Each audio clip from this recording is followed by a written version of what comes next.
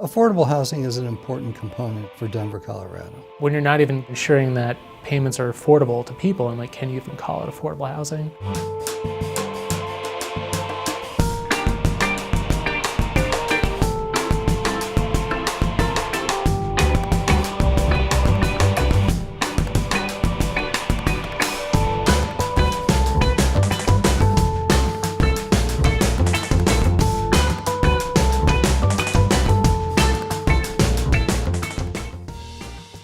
We did a lot of research for our affordable housing audit, and we found the Office of Economic Development has room for improvement regarding how the city determines eligibility and how administrators calculate the price of affordable homes.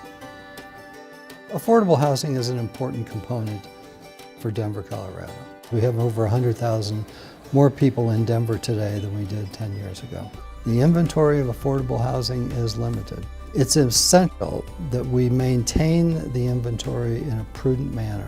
The inclusionary housing ordinance, the code section that was passed back in 2002, set levels of need based on availability of housing, proximity to transit, and of course price.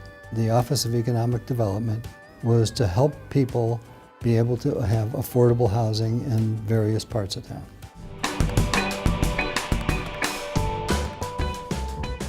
Problems documenting income and showing that the individual really was qualified to purchase affordable housing. The audit found that some of the affordable housing was mispriced, that people were being charged more than what the guidelines called for. One of the ways that the ordinance would work is that a developer in building new homes, if they built 30 or more units, they would have to provide a percentage of those to be available to lower moderate level income people. The other option for the developer is that they could make a payment. Those dollars go into an affordable housing fund. What we found was that some of those payments were overcharged. We had another developer who was supposed to make a payment, and it took about 10 years to get $1.5 million from them. So we had $1.5 million that couldn't be reinvested in affordable housing. A lot of the compliance issues was really reliant for a long time on one person. If you have one person and no one's checking their work, you're bound to make mistakes. Other problems that we came across is when these were filed in the clerk and recorder's office, many of them were misfiled. The recording process is important because title companies for prospective buyers rely on covenants and memoranda of acceptance to find any restrictions on a property, like affordability restrictions.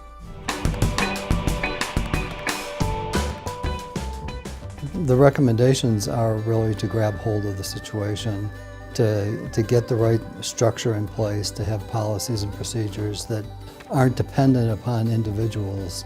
We found that some of those units, when they were resold, they were mispriced. Some were priced too high, some were priced too low. There are some options that we suggested. You could have a secondary lien against a piece of property, so a property couldn't be sold at above what we call the affordable price. Time will tell.